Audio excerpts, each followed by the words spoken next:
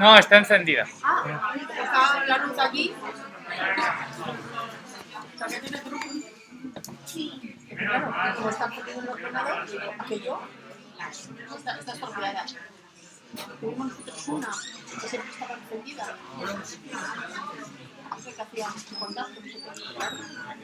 Claro. Dice que está encendida. Porque no se la ve la luz.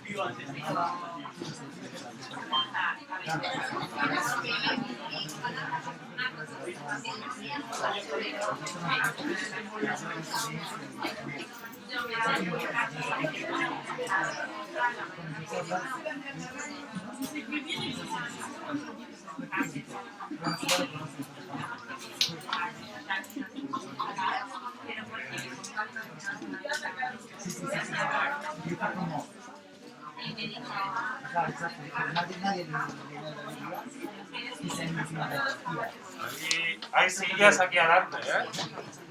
Ya estamos con la primera fila. Queda alguna silla aquí adelante. No os van a hacer preguntas, os podéis sentar. No os vais a hacer preguntas.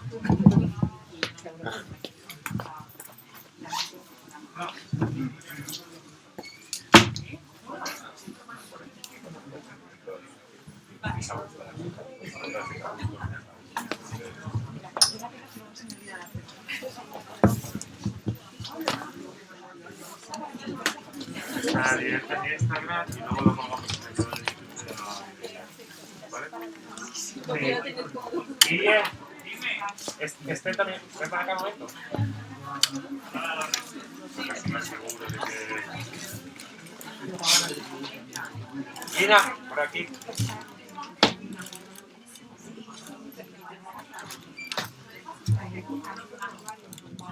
Por asegurarme, el vídeo lo subimos a YouTube cuando mañana pasado mañana. Que no hace falta luego para la Sí, para. Mañana lo subimos y te lo... Vamos, mañana está en YouTube, en el canal. Bueno, buenas tardes a todos. ¿Qué dices? Sí, llévatelo, Vega. ¿Me oye bien? Sí.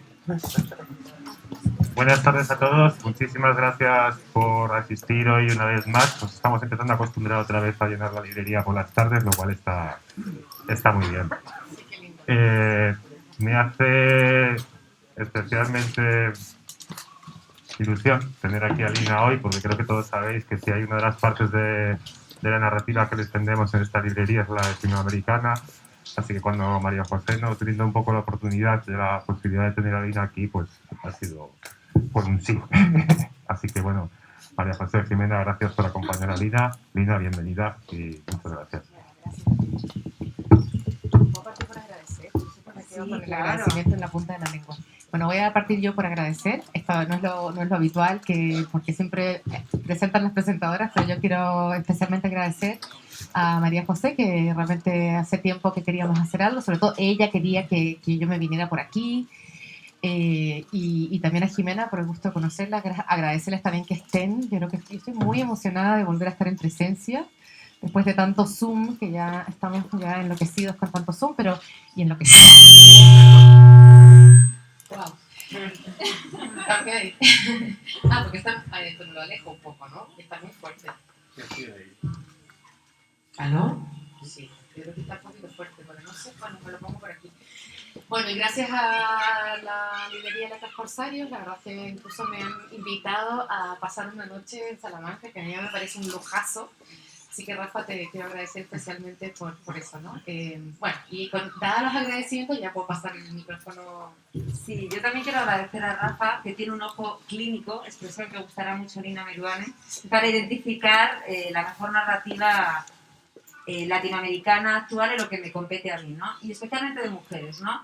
Últimamente está muy interesado y estamos descubriendo, yo descubro a través de él cantidad de narradoras y contigo, en cuanto mencioné tu nombre, dijo, tenemos que traer a Lina, hay que hacer algo con ella y estaba realmente entusiasmado. Muchas gracias, Rafa, por la oportunidad de extender esta larga conversación iniciada ayer en Ávila con Lina sobre Sangre en el Ojo, una de sus novelas más importantes, que ganó el premio Sor Juana Inés de la Cruz en el 2012, hasta esta mañana que hemos hablado de Palestina en pedazos, un ensayo realmente necesario que pone un poco el dedo en la llaga del dolor y sobre el que debatimos junto a Paqui Noguerol. Quiero presentar también a Jimena Torres Marco, que es una de mis doctorandas, trabaja sobre las cuestiones de género en la narrativa del Cono Sur, especialmente el tema de la maternidad, que es uno de los que atraviesa la obra de Lina Meruane, en el libro Contra los hijos, en ese ensayo diatriba, pero en otros momentos también, el tema de la relación materno-filial y la genealogía es muy importante, la genealogía.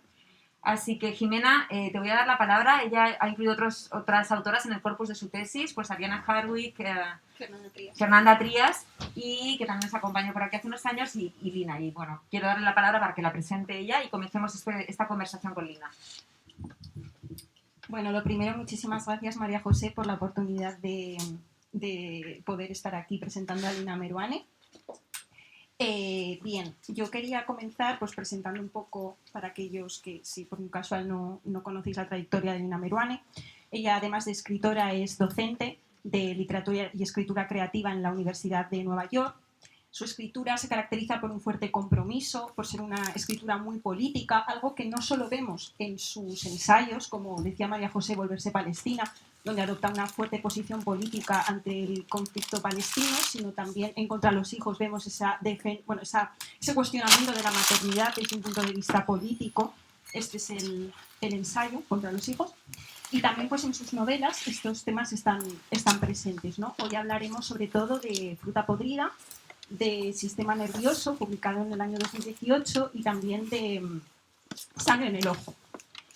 Bien, como decía María José, su trayectoria le ha merecido importantes premios, como el premio Sor Juana Inés de la Cruz en el año 2012, y también me gustaría destacar el hecho de que en su tesis doctoral abordara el tema de la representación del SIDA en el panorama literario hispanoamericano, porque precisamente una de las primeras preguntas que quería lanzarte es sobre el tema de la enfermedad, que es una marca en tu escritura, es el hilo conductor de tus novelas, y en concreto, a mí como lectora, me llama la atención esa vertiente de la enfermedad como herramienta de conocimiento que vemos en tus personajes, como esa vía para activar los sentidos, para reflexionar acerca de la realidad, de esa sociedad podrida que tú planteas, totalmente dominada por el capitalismo, el neoliberalismo, el exceso consumo.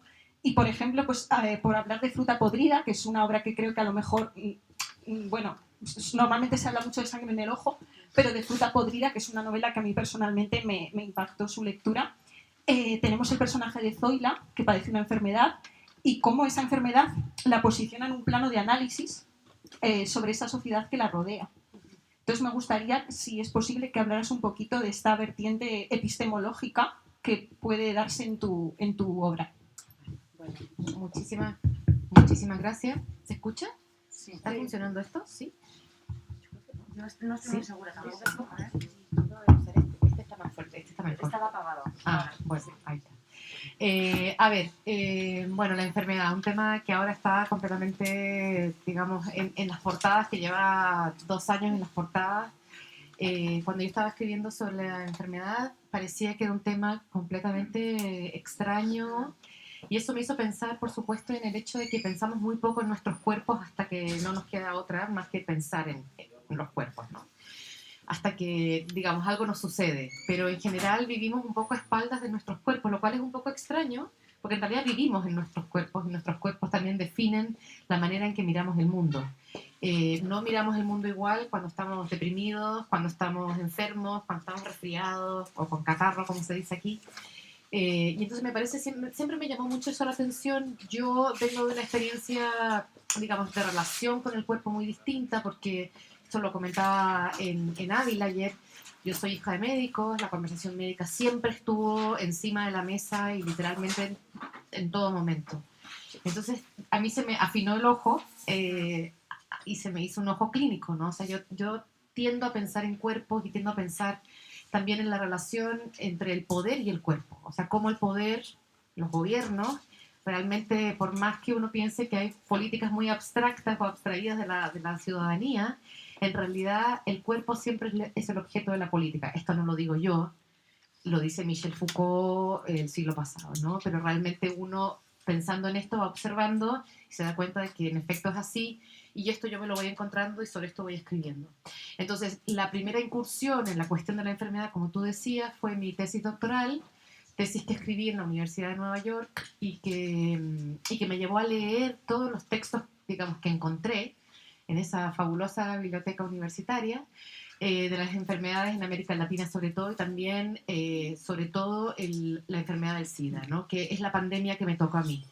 Bueno, aquí hay gente muy joven, esa pandemia ahora es una endemia, dejamos de hablar de ella, ¿no? Pero ahí está, y realmente es una enfermedad bastante grave, que bueno, como ahora hay una medicina que más o menos palia los efectos, pero bueno, pero ahí está, y la verdad es que es una enfermedad. Además, en los últimos Bueno, años. es lo que pasa es que como ya nadie piensa en eso, pues parece, y como no hay una vacuna, también hay que decirlo, nunca se desarrolló una vacuna para el SIDA, pero digamos que, para no desviarme demasiado, porque si no ya me voy por las ramas, la cuestión del SIDA para mí fue muy iluminadora de cómo el Estado había marginado a un grupo ciudadano muy grande, se había olvidado de que en realidad todos podíamos tener SIDA, ¿no? Y en ese sentido había hecho una incursión biopolítica, había decidido quiénes merecían vivir y que a ese otro grupo que no merecía vivir porque, bueno, por cuestiones morales, sobre todo por una lectura moral de la enfermedad, se los dejaba morir, ¿no? Y esa comunidad se activó políticamente para exigirle al Estado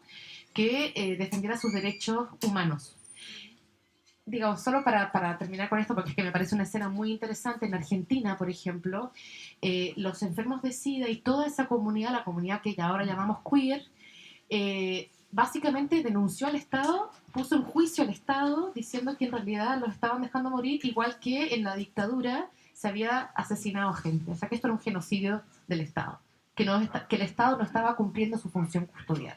Entonces ahí está, digamos, la observación sobre la cuestión de que el cuerpo no es solamente un cuerpo individual, sino que estamos en una estructura política donde los cuerpos significan más o menos, se cuidan más o menos, se confinan más o menos y se metaforizan más o menos. Entonces de ahí, digamos, a partir de esa observación, yo pensé, bueno, yo también voy a escribir mis novelas de enfermedad, yo también soy una persona que he vivido con una enfermedad desde la infancia, y entonces así fue como escribí Fruta Podrida, Sangre en el Ojo, Sistema Nervioso, y a partir de una pregunta que tal vez sea muy simple, sobre todo en Fruta Podrida, que bueno, luego la resolución novelística puede ser más complicada, ¿no? Pero la pregunta era simple. La pregunta era, ¿cómo se enfrenta una persona ante un discurso médico que le dice cómo va a vivir su vida? ¿Qué hace? ¿No? Y en Fruta Podrida, para mí, la respuesta es la resistencia. En Sangre en el Ojo es más bien la complicidad con ese discurso, y luego en Sistema Nervioso pensé algo y dije, igual aquí hay como los sanos y los enfermos. ¿Qué pasa si los enfermo a todos? Y a ver qué pasa con ese discurso médico cuando todos los personajes, incluso el perro de peluche, están enfermos o están marcados por algún sufrimiento corporal. Y esa, digamos, esto es para resumir muchísimo, digamos, la trayectoria o la reflexión que hay detrás de 4 libros, que son, bueno, libros bastante recientes, las novelas por lo menos. Una cuestión. En relación a esa ausencia de Estado, hemos hablado también estos días pues, de Chile como experimento neoliberal y capitalista, ¿no? Lo cuenta muy bien Naomi Klein en La doctrina del shock. Hay un individualismo atroz y creo que en todas las novelas se ve esa dictadura del capital aplicado esa dictadura de ese Estado casi ausente, ¿verdad? De esos gobiernos, ese estado de excepción casi permanente. Y fundamentalmente creo que hay dos vertientes. En la educación se ve, ¿no? Y en la cuestión de la salud y del seguro médico. En sistema nervioso, la protagonista está a la espera de una operación que no sabe si se podrá llevar a cabo porque no sabe si la cubre el seguro en Estados Unidos, ¿no? Eso es en Sangre en el Ojo, ¿verdad? Esto es en Sangre en el Ojo, sí. Para no confundirme. Gracias. Entonces, bueno, Estados Unidos, Chile y esa dictadura del capital, Sí. fundamentalmente en esos dos frentes, en sanidad y educación. En Zona Ciega también hablas de esa violencia neoliberal a partir de la metáfora del ojo, ¿no? Y de esa violencia ocular. Entonces, me gustaría que reflexionaras también sobre esa biopolítica en dos países donde esto es extremo, ¿no? Está en todas partes. Digamos que en la globalización sabemos que esto afecta a todos los países, pero en esos dos son dos, creo, ejemplos muy claros. Sí. Bueno, de lo que está hablando María José es que, bueno, es tanto en Estados Unidos, pero yo diría casi más en Chile, porque Chile sufrió una dictadura militar larga y Chile fue un experimento, ¿no?, norteamericano, estadounidense, de implementar políticas neoliberales, que es, lo que significa eso es capitalismo salvaje puro y duro, políticas tan duras que no se llegaron a implementar en Estados Unidos. O sea, me parece ya como de una brutalidad. Y además aprovecharon el contexto dictatorial en que la ciudadanía no se podía levantar porque estaba aterrorizada de morir o ser desaparecida. Entonces se aplicaron una serie de leyes que consistían, digamos, para seguir la línea del neoliberalismo, en recortar todas las ayudas del Estado a la ciudadanía. Y básicamente eso significó una transformación cultural brutal en la que pasamos de un sistema solidario, como sería, podríamos decirlo, más parecido a España, ¿no?, a un sistema que consiste en que cada persona tiene que arreglárselas como pueda. Esto generó a lo largo de los años, que además fue continuado después de la dictadura por los gobiernos que siguieron, con ciertos, digamos, suavizamientos, pero de todas maneras se mantuvo un poco sin tocar la política económica, significa que la gente tiene que realmente cuidarse sola, ¿no? Que los sistemas de salud pública están completamente desfinanciados, que los sistemas de educación pública son de una calidad tan baja que esos chicos que pasan por ahí no llegan a la universidad. Eso parece un sistema nervioso más, ¿no? La cuestión de las becas y la migración exactamente, cultural, ¿no?, y educativa. Claro. Y es porque el Estado, digamos, directamente recortó esos fondos. Entonces, ahí se produjo además una desigualdad económica brutal. Ahora, ¿eso cómo atañe a los cuerpos? Bueno, es que atañe a los cuerpos porque algunos cuerpos tienen más valor que otros y los cuerpos que se valoran son los cuerpos que sobreviven al sistema, ¿no?, y que logran hacer vidas exitosas dentro de ese parámetro, ¿no? Eso significa que en Chile ahora mismo hay un grupo poblacional muy pequeño que lo logra y hay un grupo poblacional gigantesco que no lo logra. Es decir, que esa idea que tenemos de que la educación nos va a llevar hacia un lugar, pues que eso ya no se cumple, ni en Chile ni en Estados Unidos, que son los sistemas neoliberales que yo por lo menos conozco mejor. Y lo pasa lo mismo en el tema de los cuidados, ¿no? A mí de repente me alucina lo que significa no tener seguro de salud, que en Estados Unidos, en un momento antes del Obamacare, haya habido, no sé, 50 millones de personas sin seguro de salud. 50 millones de personas, eso es como 3 veces Chile. O sea, es que es una cosa muy impactante, ¿no? Saber que si te enfermas, te metes, te caes al agujero del donut, que así se le llama, ¿no? Y si eres una persona de clase media, terminas en la más cruda pobreza y, bueno, lidia con eso. Endeudada. Entonces, bueno, endeudada o teniendo que elegir. Bueno, hay una escena horrorosa en una documental de Michael Moore que es muy extremo, pero un tipo que se le cortan 2 dedos en un accidente y tiene que elegir qué dedo puede salvar porque no le alcanza para los 2 dedos, porque cada dedo cuesta $80.000. Uno cuesta 80.000 y el otro cuesta 50.000. Estoy inventando las cifras, pero cifras exageradas. Bueno, eso es biopolítica. Biopolítica es lo que hace el Estado con el cuerpo ciudadano y cómo dicta sus normas, pero también es lo que no hace el Estado, ¿no? O sea, es lo activo y lo pasivo, porque cuando deja de hacer, eso significa que incide en la vida de millones de personas. Entonces, bueno, es complejo. Me fui totalmente a lo político porque es que me escandaliza mucho esto. Esto está más o menos contado en Sangre en el Ojo. Ella se tiene que operar de la vista y hay una escena en esa novela donde el seguro no le está aceptando la operación y le está diciendo que en realidad ella no necesita ser operada cuando está ciega.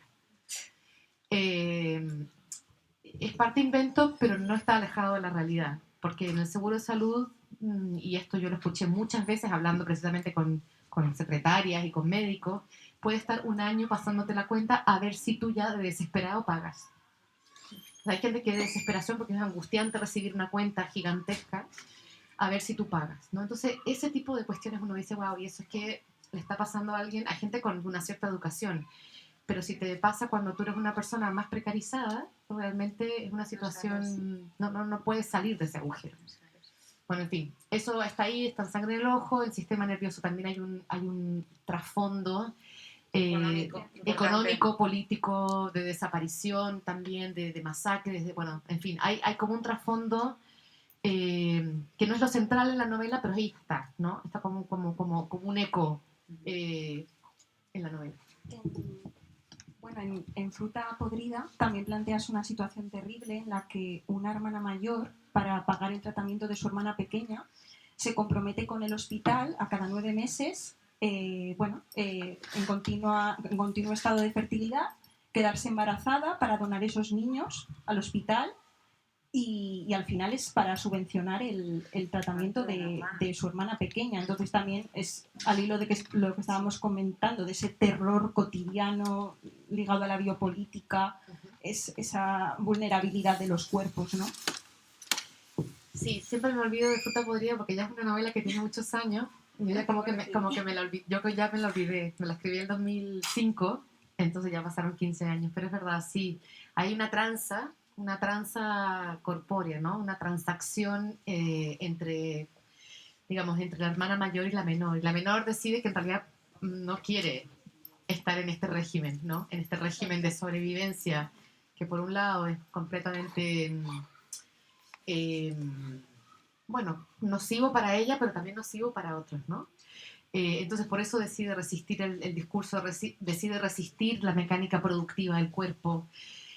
Digamos, el trasfondo de esa novela es que, a ver, es un trasfondo bastante político en realidad, no está contado esto en la novela, pero se los cuento por si la leen. Cuando sube la dictadura en Chile, después del golpe de Estado, la gran empresa que va a mantener la dictadura chilena es la empresa de la fruta de exportación. Nosotros, yo me acuerdo cuando yo era chica, pasaba muchos videos y anuncios en la televisión con las temporeras, ¿no? Poniendo las manzanas y las peras y la uva en cajitas, ¿no? Y esto era parte como de ese discurso del progreso de Chile después del socialismo. Que menos mal nos habíamos deshecho del socialismo, ahora éramos un país productivo. A mí esa imagen se me quedó muy, muy clavada y entonces puse, digamos, la novela en ese lugar, en el galpón de la fruta, donde esta hermana mayor cumple muchas funciones, ¿no? Es un mando medio que a mí me interesaba además, porque el mando medio, digamos, el lugar de la secretaria, el lugar de la empleada, el lugar de la que no decide, pero ejecuta, ¿no? Una serie de reglas o de mandatos, es una figura muy compleja, ¿no? Porque tiene que obedecer porque si no pierde su trabajo. O sea, siempre está como en un riesgo de perderlo todo. Además, es verdad, la precariedad. La precariedad. O sea, parece que hay un lugar seguro, pero en cuanto, si esa persona no cumple con ese mandato, pues luego se va a la calle, ¿no? Entonces a veces termina haciendo cosas que no querría y las asume como casi decisiones propias. Entonces me interesaba este personaje, me interesa la mujer que trabaja. Me parece que es un lugar interesante para examinar. Está muy poco en la literatura, ahora está más. Cuando yo leía literatura latinoamericana no encontraba mujeres que trabajaban, encontraba madres en casa. Pero no encontraba mujeres que estudiaran, no encontraba mujeres que trabajaran, digamos, más allá del servicio. Entonces me parecía interesante pensar en estos lugares más intermedios. Y ahí aparece esa hermana que digamos que está dispuesta como a todo, ¿no?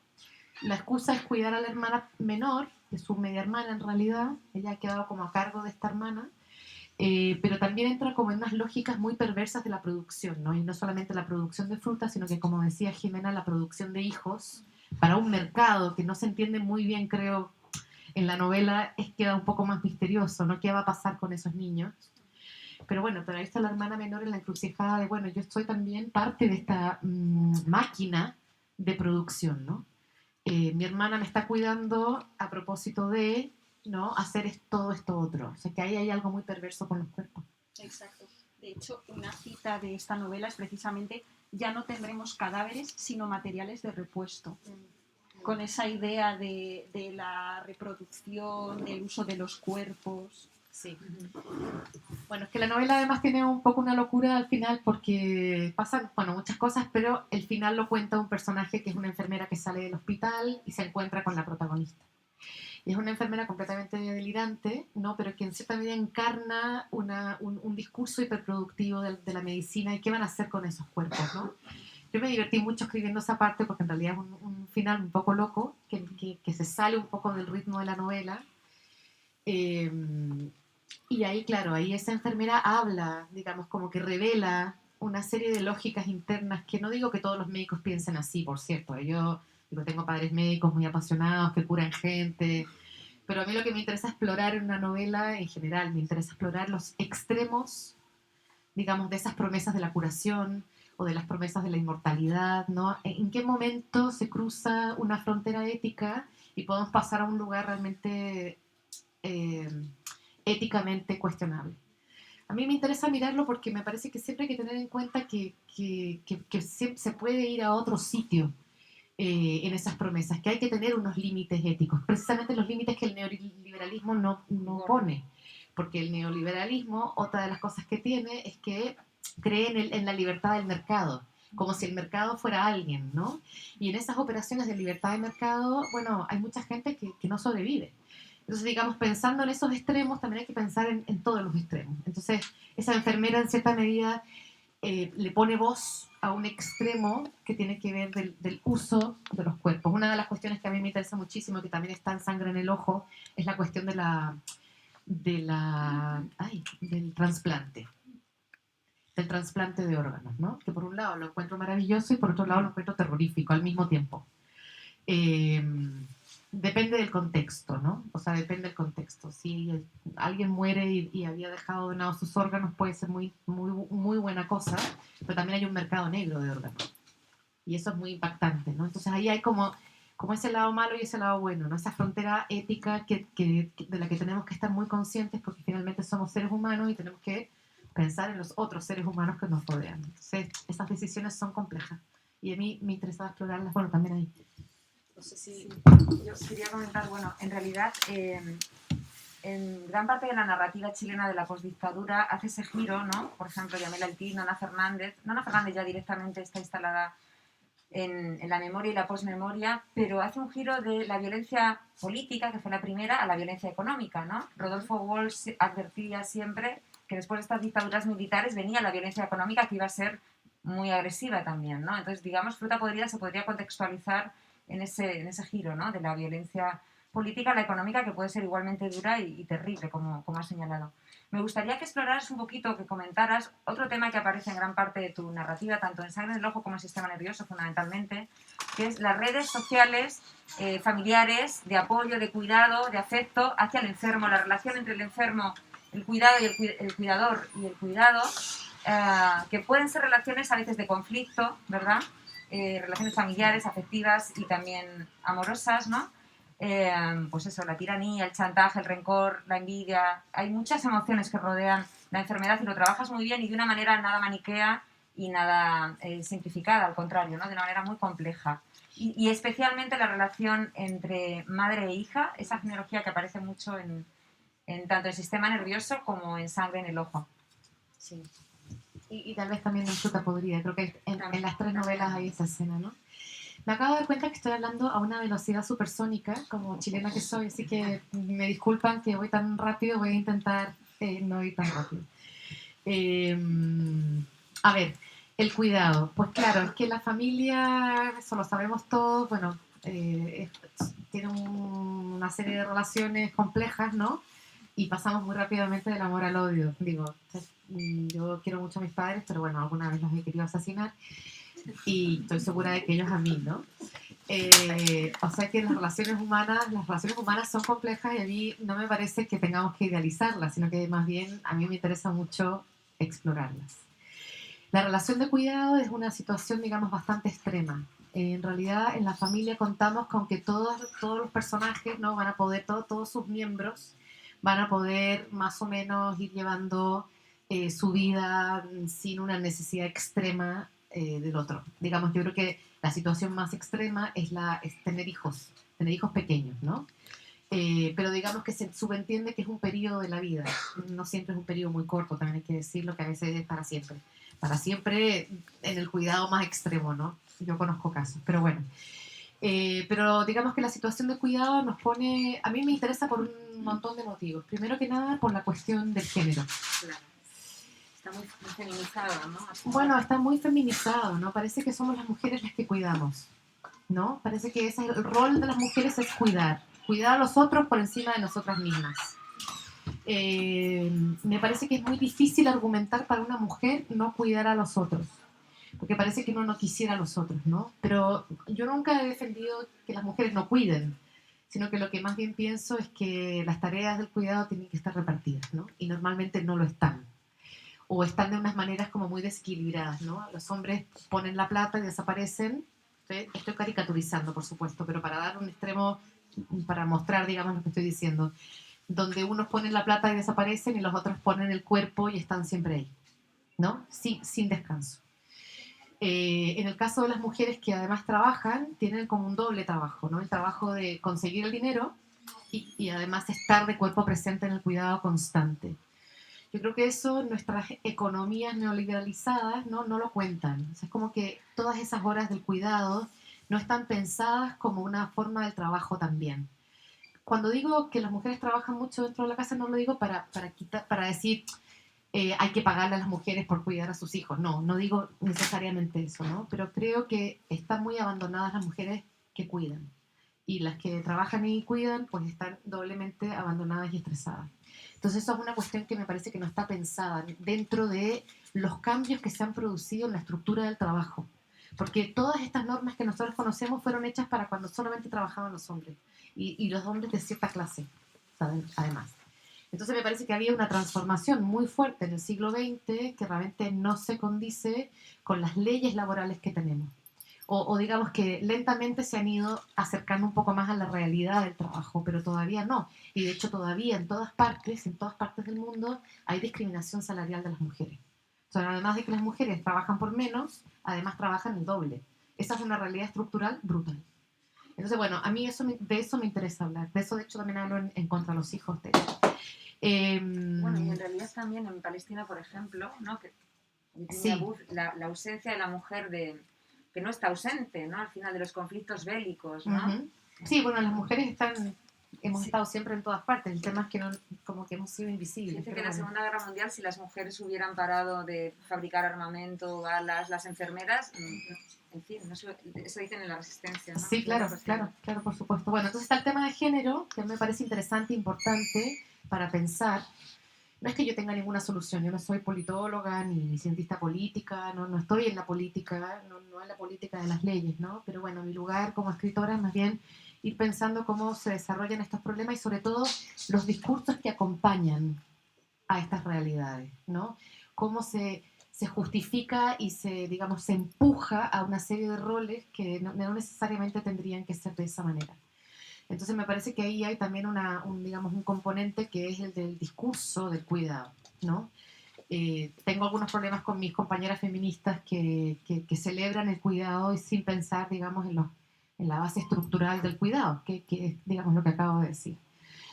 En la novela, sobre todo en Sangre en el Ojo, que es donde más exploro este problema, lo que quise hacer fue pensar en una relación donde ella, la protagonista, pierde la vista y por lo tanto se hace una persona dependiente que necesita el cuidado de su pareja. Me interesaba muchísimo dar vuelta a esa relación, es decir, que el que cuida es él y la que es cuidada es ella, ¿no? Porque me parece que hay ciertas lógicas que son un poco perversas del cuidado, ¿no? Está la lógica amorosa del cuidado, pero también hay lógicas perversas del cuidado, donde al dar vuelta, ¿no? Esa relación y la que es cuidada es ella y el que cuida es él, y la que empieza a pedir cada vez más cuidados es ella, se empieza como a ver, para mí, digamos, en mi imaginación, no tengo ni idea cómo se lee la novela, pero lo que yo quise hacer fue pensar qué pasa cuando se da vuelta esa relación y qué pasa cuando la enferma cada vez quiere más. Y quiere más tiempo, quiere más atención y también quiere cosas que no debe querer, ¿no? Porque está traspasando algunos límites éticos. No voy a contarles la novela, que tampoco me interesa venir a contar la novela porque no tiene gracia, pero pero más bien es como en esa lógica del cuidado y para visibilizar ciertas cuestiones me interesó dar vuelta y también me interesó pensar en el extremo de ese cuidado, lo que pide la persona cuidada y también cómo a veces la persona que es cuidada puede también abusar del cuidado de los otros. No digo que esto siempre suceda ni nada, esta es la escena novelística, pero me parecía interesante pensarlo, ¿no? Eh, a modo anecdótico, me acordé ahora que yo tenía un profesor de sociología que una vez dijo en clase algo que a mí nunca se me olvidó. Creo que es lo único que no me olvidé de esa clase. Todos los libros que leí, todo eso, en algún lugar deben estar, pero no me acuerdo. Pero este profesor dijo, así un análisis sociológico muy fino, dijo, cuando en una familia hay alguien enfermo, hay que tener mucho cuidado, porque la familia tiende a cuidar a esa persona que es más débil. Si pongamos que ese es un hijo alcohólico, por poner cualquier cosa. Si ese hijo alcohólico se recupera, se va a una clínica y deja de beber, ojo porque se puede enfermar otro personaje de la familia para que los roles no se pierdan. Y yo pensé, qué interesante esto, ¿no? Que hay que tener mucho cuidado porque también hay una cristalización del rol del cuidado que le da importancia a quien cuida, que le da una misión en la vida a quien cuida. Entonces, ojo con que se acabe el lugar del enfermo, porque entonces a lo mejor alguien más va a tener que enfermar para que ese rol se mantenga. ¿Me explico? A mí eso me pareció la cosa más loca y más interesante como para pensarlo, ¿no? Así que bueno, ahí esas cosas van de alguna manera poblando los libros. En este mismo sentido, también es interesante que en sistema nervioso todos cuidan y son cuidados. Todos los miembros de la familia padecen una enfermedad en determinado momento y ahí vemos cómo hay pues, una preocupación por parte de la hija hacia el padre, anteriormente por parte del padre hacia la hija, también la madre padece cáncer, incluso también entre la relación sentimental entre ella y él, porque digo ella y él porque en este caso los personajes no tienen nombre propio, que también me llama la atención. Entonces sí, es esa inversión de roles, ver continuamente cómo pueden invertirse esos roles y subvertirse.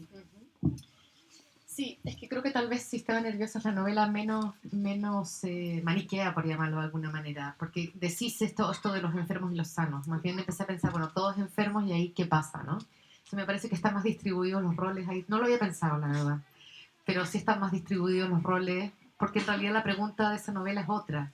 La pregunta de esa novela tiene que ver con cómo nos relacionamos cuando todos estamos enfermos. O sea, justo en la escena contraria de la que les acabo de decir de mi profesor el sociólogo, porque ahí, ¿qué pasa cuando todos necesitan al otro? ¿No? Y si podemos vincularnos a través de la fragilidad, que creo que es uno de los temas que me interesó pensar ahí. Si podemos, eh, si podemos reconocer que todos somos frágiles. Pasó una cosa muy extraña en la pandemia, porque de pronto sentí que esa idea estaba como ocurriendo en la realidad. En realidad todos estábamos expuestos, por supuesto unos más que otros, ¿no? O sea, por supuesto que es distinto tener una casa en la montaña y tener gente que a uno le lleve la comida que tener que salir a trabajar y a repartir comida, ¿no? Claramente son situaciones pero opuestas. Pero así todo creo que todos pasamos por el miedo de enfermar y de morir. Y yo creo que ese lugar de la vulnerabilidad de pronto fue como muy visible. Y era un poco lo que yo estaba tratando de pensar, no de manera pandémica, sino sencillamente como una realidad de nuestras vidas, y es que nadie realmente está sano. Todos estamos como en un lugar en el que estamos siempre negociando con la posibilidad de enfermar o incluso la realidad de estar enfermos. Entonces eso me parecía como bien interesante y de repente la pandemia fue como, ahora estamos todos aquí, ¿no? Ahora estamos todos aquí y ¿qué hacemos con esto? Bueno, hicimos muchas cosas diferentes, pero bueno. Se me ocurre que el pensamiento de Manuel Levinas puede ayudar, ¿no? No sé si esa conciencia de la fragilidad, de la propia precariedad, de que todos somos subalternos, de que todos somos frágiles de alguna forma, te hace mirar al otro y ser consciente del otro, ¿no? La alteridad es este concepto ético de Levinas, Sí. Y pienso también pues, en cuestiones como, en fin, sí, la fraternidad que dicen algunos de los escritores que salen de la Segunda Guerra Mundial. Hablábamos en clase de Jorge Semprún, por ejemplo, que él habla de esa fraternidad como una manera de asirse en momentos de sufrimiento, de dolor, en momentos extremos, ¿no? Todorov también lo dice. Entonces, Sí. ¿crees que hubo una mirada mayor hacia el otro, hacia y que Levinas podría, por ejemplo, esa ética del cuidado y ética de mirar al que está enfrente, ¿no? Porque es un espejo de uno mismo, porque todos somos vulnerables. Ayer hablábamos, ¿no? Los cuerpos invisibilizados, como diría Giorgio Agamben, ¿no? En el caso extremo de los campos de concentración, cuerpos vueltos invisibles por el mal, ¿no? Pero todos los cuerpos que no están dentro de la norma, de lo regulado, ¿no? Son rechazados. El cuerpo enfermo, el cuerpo anciano, el cuerpo loco, ¿no? En fin. Sí. Aquí María José siempre me lanza unas preguntas en que... Auxilio. Se apagó esto, me parece. Bueno, pues nada. Hablamos ahí a viva voz. ¿Es el otro que está? Ahora, creo que sí. A ver, sí, este sí. Vale. No, bueno, digo que María José me pone ahí unas preguntas y me pone ahí en unas dificultades. Pero bueno, tratando de acordarme de Levinas ahora mismo. Bueno, Levinas sí, no, estoy bromeando, pero es el filósofo de la ética, ¿no? Yo tengo algunos problemas con Levinas porque, y digo problemas, no es que tenga problemas con él, pero digamos que a veces pienso en algunas de las cosas que ha dicho y no me lo termino de creer. Me pasa a veces con la filosofía que me parece que hay un pensamiento como... Hay como un buen pensamiento, ¿no? Es más bien un deseo, como la formulación de un deseo, ¿no? Para el vivir juntos, para el vivir mejor juntos, que es una preocupación de la filosofía y de la política, pero que a veces está, digamos, proyectado hacia lo que debería ser más que hacia lo que es. Me parece que soy un poco jovesiana, me parece. Entonces, claro, lo que vimos en la pandemia... Sí, lo que vimos en la pandemia es que en efecto alguna gente miró a los otros, no solamente a sus otros, digamos, cercanos, sino que a los otros de la comunidad o incluso fuera y se preocupó. Y también vimos ejemplos del egoísmo más brutal y del racismo más brutal y del rechazo al otro más brutal. O sea, en muchos lugares la gente fue directamente abandonada en los lugares de la enfermedad como en las pestes medievales, ¿no? Yo sé que en España murió mucha gente mayor de 80 sobre todo en las casas no geriátricos, y que muchos de ellos no fueron aceptados en los hospitales porque los hospitales no tenían dónde meter más enfermos, es verdad. Pero sí hubo, digamos, situaciones de decisión sobre la vida y la muerte o sobre el abandono de ciertos cuerpos que se decidió así, o el caso, por ejemplo, de Ecuador, que fue muy visible. No había dónde poner esos cuerpos y muchos de esos cuerpos ni siquiera fueron contados, no tuvieron un entierro apropiado. Entiendo que las circunstancias eran brutales, también tienen mucho que ver esas circunstancias con cómo ha sido nuestra economía y dónde se ha puesto, digamos, el interés, ¿no? De los sistemas económicos, y no han estado puestos en la ciudadanía. Entonces nos encontramos con cualquier situación crítica y eso es lo que pasa, ¿no? Pero me parece que, digamos, Levinas, sí hay un pensamiento que me dijera, bueno, ojalá que sí, pero no me parece que es lo que estamos viendo en situaciones extremas. Ni en las situaciones de guerra, ni en las situaciones de pandemia, y a veces ni siquiera dentro de las propias familias, que es bastante aterrador. Bueno, yo cambiando un poco de tema, quería incidir también en la importancia de la forma de escribir para transmitir todas estas cuestiones de las que estamos hablando. Porque ya hablábamos esta mañana de que tu escritura se caracteriza por la fragmentación, por, digamos, esa mezcla híbrida, ese hibridismo de géneros. Por ejemplo, en Fruta Podrida tenemos al principio de cada capítulo un poema que hace referencia al capítulo que vamos a leer. Luego, por ejemplo, Sistema Nervioso me parece un magnífico ejemplo de esa alternancia de la narración del presente, evocaciones de incluso de imágenes, cuando, por ejemplo, retratas un codo, una próstata, al hilo de la narración. Bueno, sí, definiciones, la fragmentación, ¿no? O sea, aquí, ¿no? Volverse Palestina, que hablábamos esta mañana, ¿no? Exacto, que es parte crónica, parte ensayística. Entonces me gustaría, si pudieras explicar un poco para ti cuál es la importancia de transgredir desde la forma para que verdaderamente el lector perciba el mensaje que estás transmitiendo.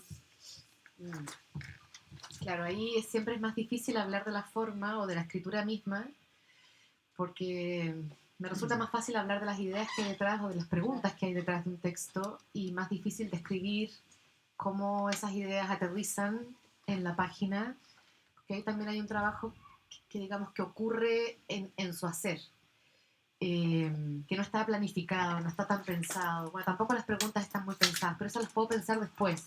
Mientras que la escritura para mí siempre tiene un punto de misterio, de cómo llegué a esa forma, de por qué escribí de esta manera, etcétera. Entonces me cuesta pensar en el propio texto, pero lo que sí tengo muy claro es que para mí siempre ha sido muy importante que la forma acompañe el fondo o viceversa.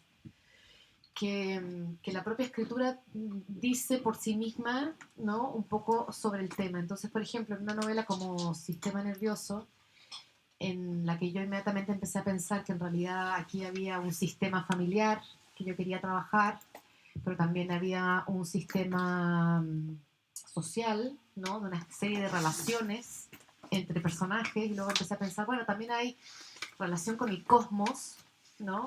Bueno, empecé a pensar todos los sistemas, ¿no? Incluso los sistemas orgánicos de los cuerpos están pensados, ¿no? O sea, trabajé como a muchos niveles diferentes sistemas, desde lo más orgánico hasta lo cósmico. Entonces, claro, eso tenía para mí que tener una relación con la forma.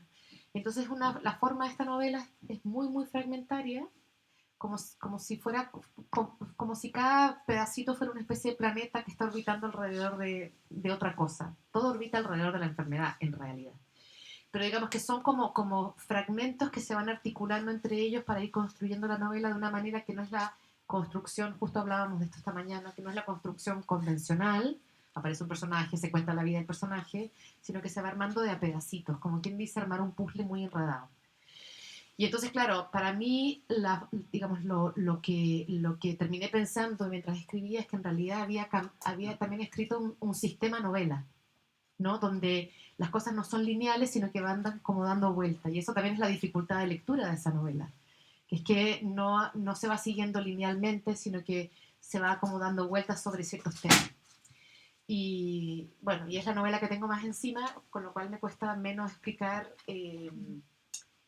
como las decisiones que tomé, pero son en parte decisiones y en parte son como que primero salió la escritura así y luego yo entendí que lo que estaba tratando de hacer era esto y le di como una explicación. Pero bueno, ahí está. No sé. Todas las novelas para mí, la escritura misma son distintas. Porque son novelas distintas finalmente, ¿no? Los problemas que estoy pensando son otros y por lo tanto la escritura deviene de una cierta manera que yo pienso que está, digamos, relacionada con el fondo. En relación a esto del lenguaje, comentábamos el otro día en clase, creo que también algunos alumnos de máster, que en la posmodernidad, por supuesto, una de las marcas es esa mezcla, ese hibridismo genérico, ¿no? Ensayo, poesía, narrativa, ejemplos como los de Claudio Magris, por ejemplo, Pascal Quignard, ¿no?, dentro de Europa. Pero en América Latina sucede exactamente lo mismo, en gran parte de la narrativa. No sabemos si es una memoria, si es ficción, etc. Hay un ensayo de Omar Calabrese, no sé si lo mencioné esta mañana, La era neobarroca, donde habla de esos procedimientos como el desvío, el equívoco, la proliferación, la acumulación, el silencio, también los huecos, los vacíos de sentido que llena el lector. Creo que esto está bastante, especialmente el sistema nervioso, ¿no? Él dice, quizá la época posmoderna o post-post, o llamémosla poshegemónica, es el momento de las culturas latinas, ¿no?, de lo hispánico y también de lo brasileño, ¿no?, con el grupo Neigandres o portugués, porque el barroco es nuestra tradición, ¿no?, y el neobarroco. Entonces, bueno, me recuerdo mucho varias de las técnicas que utilizas, ¿no? Esto que estabais comentando. Bueno, no sé si... Bueno, pues sí. No, bueno, sí, también hablábamos en otro momento de que yo sí partí leyendo mucho a los escritores barrocos, no solamente a los barrocos latinoamericanos, ¿no? Sarduy era como mi... Estaba Sarduy más. Sarduy.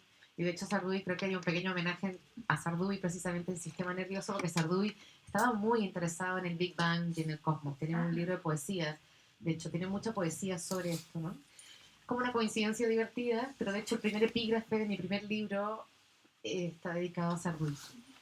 O sea, toma una línea de Sarduy, más bien. Entonces sí, hay una fuerte lectura que viene de ahí. Tampoco me considero yo tan barroca, pero sí hay una serie de procedimientos que tú describes que creo que están retóricos, presentes. ¿no? Modalidades técnicas. Sí, y también lo que hay que decir es que hay una gran tradición de la escritura queer latinoamericana. También. Sarduy es parte de esa tradición. Berlonguer, ¿no? Berlonguer, Pedro Echavarren, Lemebel, Lemebel. en fin, Echavarren. Y yo también fui muy lectora de esa literatura porque, bueno, escribí sobre el SIDA y por lo tanto estuve leyendo a todos estos autores que, bueno, muchos de ellos de hecho murieron de SIDA.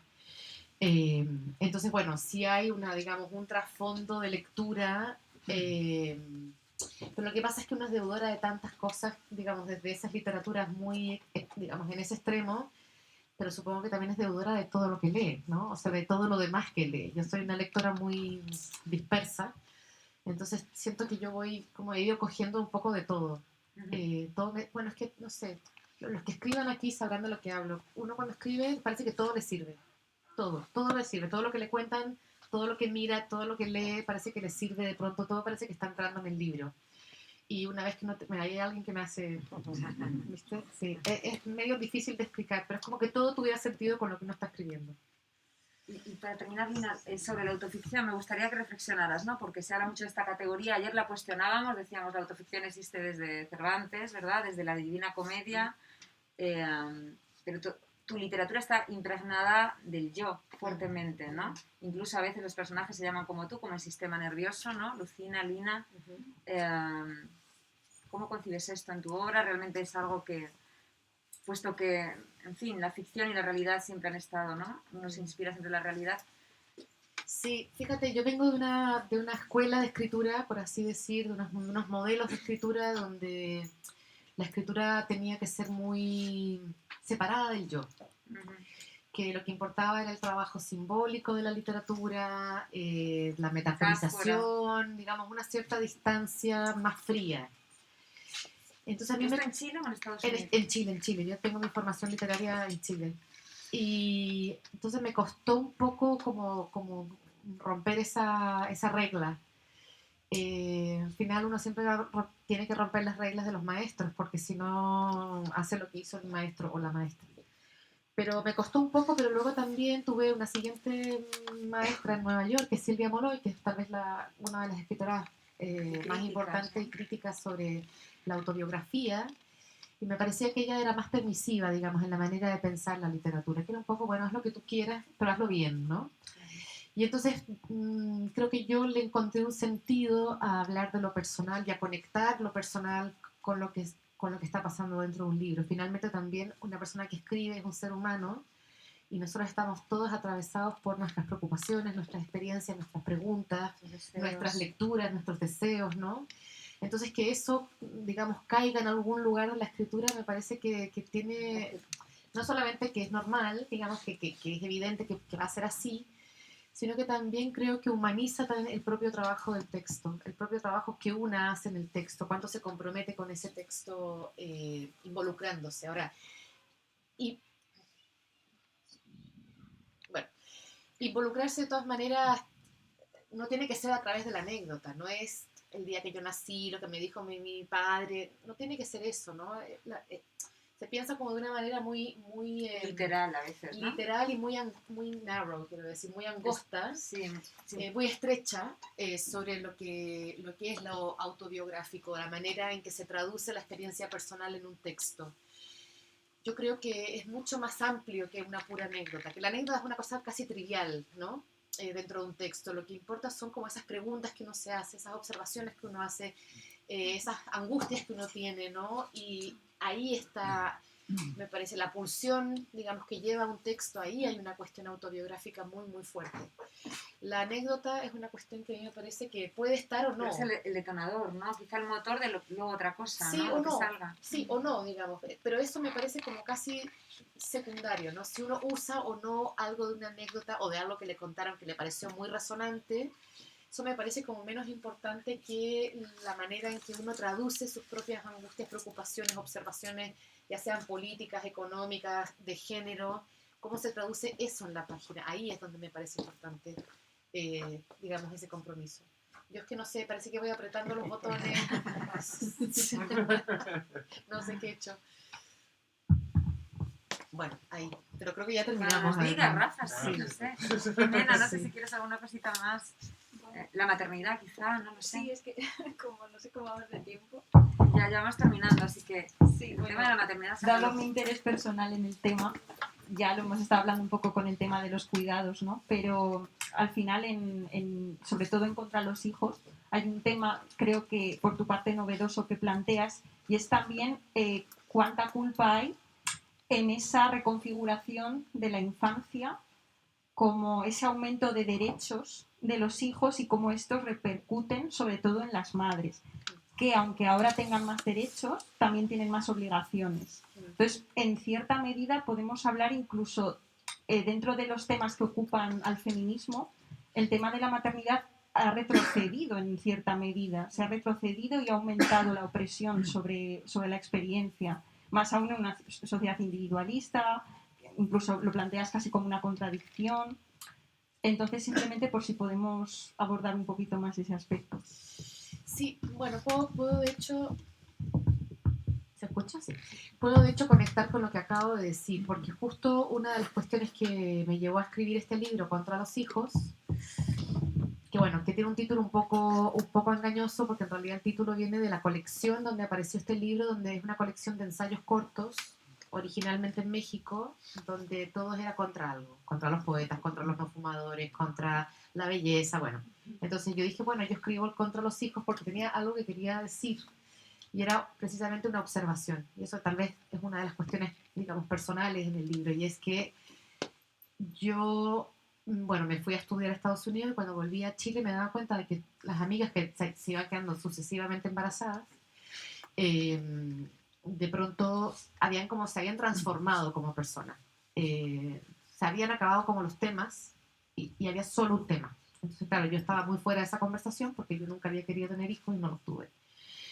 Entonces, por un lado estaba eso, pero también estaba no sé cómo decir, como la certeza de que esas amigas mías que eran todas profesionales en realidad, todas pasaron por la universidad, tenían trabajos de diversa naturaleza, estaban más agobiadas con sus vidas que mi propia madre, que es médico, y que era médico cuando su propia generación casi no había ido, las mujeres de su generación casi no habían ido a la universidad.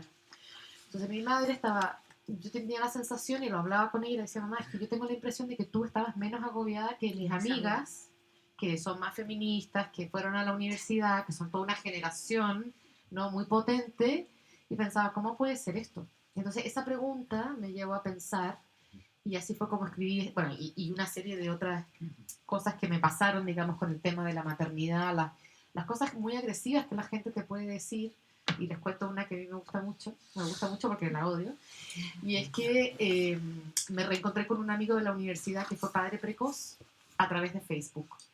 Y entonces me saludó y qué bien, qué tal, cómo te va, bueno, la cosa así muy cordial. Y entonces le pregunté por sus hijos, que al final habían sido 3, se había quedado con la misma mujer, era un padre muy, muy feliz, eso me alegró mucho, se lo dije.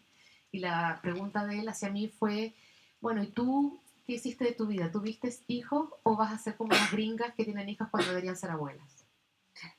O las españolas, podríamos decir. Bueno, me pareció de una violencia discursiva brutal. O sea, yo estaba como alegrándome por la vida de él, que seguramente lo habían pasado un poco mal porque estaban en la universidad él y su compañera. Y entonces lo que recibí de vuelta fue un golpe en el estómago. Me pareció muy impactante el nivel en que funciona, digamos, el juicio moral a la madre y a la no madre. Bueno, a la madre y a la no madre y a la más o menos madre. Y a la que quieren. Porque sí, las mujeres hemos tenido más presión y hay una serie de normas que se imponen muy fuertemente, ¿no? A veces son muy sutiles, pero constantes, y a veces son un golpe en el estómago. Entonces, a partir de ahí empecé a pensar qué es lo que había pasado con la maternidad y por qué, sobre todo por qué estas amigas mías en el presente estaban pasándolo tan mal con algo que además ellas habían deseado, la mayor parte. No habían tenido hijos tan jóvenes, habían esperado hasta el momento de estar preparadas para ese evento, y por qué lo estaban pasando tan mal. Y entonces lo que fui descubriendo un poco el libro es un recorrido por la literatura, por la historia. Incluso hay un capítulo entero que es yo preguntándole a mis amigas cómo les va con el tema, ¿no? Y cómo les va con el tema siendo escritoras, porque lo que descubrí es que además las escritoras no solamente tienen el trabajo del cuidado de los hijos, sino que además tienen que tener un trabajo para vivir y además escriben, porque la escritura no da. Entonces yo pensé, wow, es que esto está muy jodido, vamos a mirar qué pasó con las escritoras del siglo XIX y XX. Bueno, y ahí descubrí una serie de cosas que me interesaron mucho y ahí me fueron colaborando, es un poco colaborativo ese libro, me fueron colaborando las amigas escritoras con y sin hijos.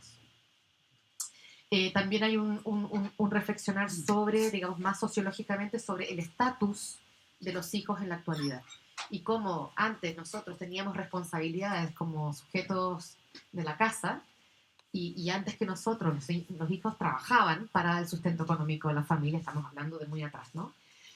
Pero como ahora los hijos se han ido volviendo clientes de los padres. No digo que todos los hijos ni nada, no estoy mirando a nadie, sino que más bien es sí, una tendencia, ¿no? Que los hijos incluso legalmente están más dotados de derechos, cosa que por un lado está bien que no sean abusados, por supuesto, pero también en el extremo de eso es que también ha habido, por ejemplo, un aumento de violencia familiar que en realidad está siendo, digamos, realizada por los propios hijos. Y esa cuestión me parece muy preocupante. Ese es en el extremo, extremísimo, ¿no? Pero incluso hay libros aquí en España donde se habla precisamente de la figura del síndrome del hijo tirano, y es porque hay elevadas cifras que antes, bueno, no existían o no se veían, de violencia intrafamiliar de los hijos. Entonces un poco es mirar cómo sucedió eso y pensarlo. Muy bien, Rafa, yo creo que tenemos que ir cerrando, ¿verdad? Sí. No nos dio tiempo a hablar de Palestina. Hablamos Bueno, un montón de hablamos, cosas. sí. ¿Alguna pregunta? ¿Alguien tiene algún comentario, observación o cuestión para Lina? Aprovechad. O que está descargo. aquí. No creo. Sí. José, ¿verdad? Bueno, primero gracias por venir. Me ha encantado su discurso, no solo ahora, pero también más temprano en la hora magna. Mi pregunta es en cuanto a lo que me interesa mucho lo que usted dijo de geopolítica. Ajá. En cuanto a hablando de fruta podrida, mi pregunta a usted sobre eso es: ¿usted cree que hay una esperanza de que el sistema puede ser mejorado o siempre va a estar en contra de clase media y clase baja? No sé si escucharon la pregunta. Bueno, la pregunta tiene que ver con la biopolítica y si, digamos, hay alguna salida. Si el poder alguna vez se va a preocupar, digamos, de las clases medias y de las clases más vulnerables. Mira, qué difícil tu pregunta, la verdad. Es como tener una bola de cristal. Yo creo que el poder en sí mismo, no, digamos, nunca quiere ir para allá. La configuración misma del poder se protege a sí mismo el poder. Y la gente en el poder protege sus privilegios. Porque eso es tener poder, es tener un privilegio. Entonces, normalmente nadie quiere, digamos, no tener su privilegio. Nadie quiere dejarlo y además todo el mundo siente que se merece su privilegio, porque trabajó muy duro para él. Y seguro que los demás no han trabajado. O sea, fíjense cómo perversa esta lógica, ¿no? Uno, me parece que como persona crítica siempre tiene que estar cuestionando precisamente ese privilegio que tiene y que por qué lo tiene. Pero eso la gente que está en el poder termina acostumbrándose a tener ese poder y a tener ese privilegio. Les cuesta mucho soltar eso. Entonces lo que está pasando todo el tiempo es que hay una fuerza que viene desde abajo. Esto yo lo estoy viendo en Chile hoy, ¿no? La gente más joven, la gente que realmente no se le cumplió la promesa de mejora en la vida, sino que más bien le empeoró la vida. Ahí está siempre una fuerza que empuja, ¿no? Y en la medida en que esa masa de gente, que es la mayoría normalmente, está empujando para conseguir que el poder se reparta y que los privilegios se repartan, pero que si tenemos la posibilidad de que eso siga ocurriendo y que no aparezca una dictadura en la que digamos que violentamente acalla la necesidad de la ciudadanía, entonces no vamos a poder cambiar nada. O sea, yo creo que siempre va a haber esa tensión, eso es lo que quiero decir. Y que la manera, digamos, democrática es la que nos permite pensar, por lo menos, o soñar, que siempre esas demandas van a poder llegar en algún punto al poder porque son las que son capaces de elegir quién va a mandar. Y en la medida que haya suficiente educación y suficientes posibilidades de manifestación política, tenemos más posibilidades de que eso continúe pasando. Lo que pasa es que no sé si estamos en ese momento. O sea, yo ahora estoy muy optimista con Chile porque han pasado muchas cosas que vienen de la calle misma, pero también vemos en otros lugares que no ha mejorado nada y que realmente el silencio de la ciudadanía y de la mayoría y de los migrantes es brutal. Entonces no sé qué decirte, ¿no? Yo no soy demasiado optimista. Trato de pensar optimista porque el pesimismo es muy conservador. O sea, pensar que no podemos cambiar nada es que nos quedamos sentados en nuestra casa mirando la televisión. Si pensamos que podemos cambiar algo, a lo mejor salimos a la calle a manifestarnos. O a votar. Pero, así que yo siempre tiro para el lado optimista, pero en mi foro interno soy un poco escéptica. Muchas gracias. Sí. Y escribir, como decíamos, es una manera, ¿no? Sí, bueno, Para escribir es una manera de tener claro, confianza. Sí, de seguir soñando con otras cosas. Bueno, muchísimas gracias, Lina. ¿Alguien más? Sí. ¿Marina? Bueno, a mí me interesa mucho el carácter híbrido y la mixtura de géneros en cuanto a la escritura. Y antes hablabas un poco, creo, he creído entender, sobre este carácter híbrido en respuesta a la realidad, ¿no? Para que se refleje en la novela, ¿no? Los hechos de esa realidad. Y me preguntaba cómo ve relacionado el monólogo interior, ¿no? O cómo pensamos directamente y si lo ves más naturalizado desde esa forma híbrida a la hora de escribir. El monólogo. Sí, como monólogo interior, cómo se desarrollan, cómo vienen los pensamientos en nuestra cabeza, artísticos, ¿no? Como lo queramos llamar, y si reflejan más así la novela. No lo sé. No sé, ¿sabes qué me pasa? Que pensar la escritura en abstracto me cuesta mucho más. Porque, en fin, la voy pensando mientras la voy haciendo. Digamos que no tengo una respuesta. No tengo una respuesta para esa pregunta. Me tienes que perdonar. Pero a veces uno no tiene respuestas para las preguntas. Trata, ¿no? Pero ahora mismo no se me ocurre. Sí. Gracias igualmente. Sí. Bueno. Bueno, muchísimas gracias, Lina. Ha sido realmente, esto sí que es privilegio, de verdad, escucharte y sí.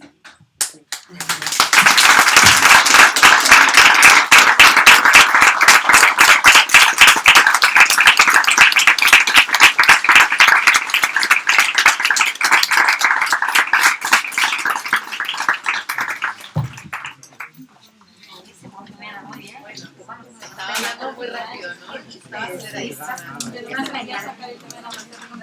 Estamos fascinadas por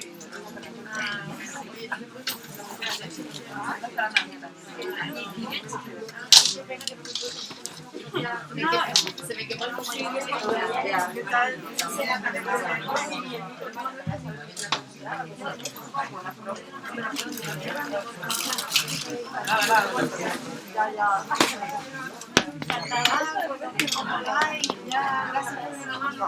Bueno.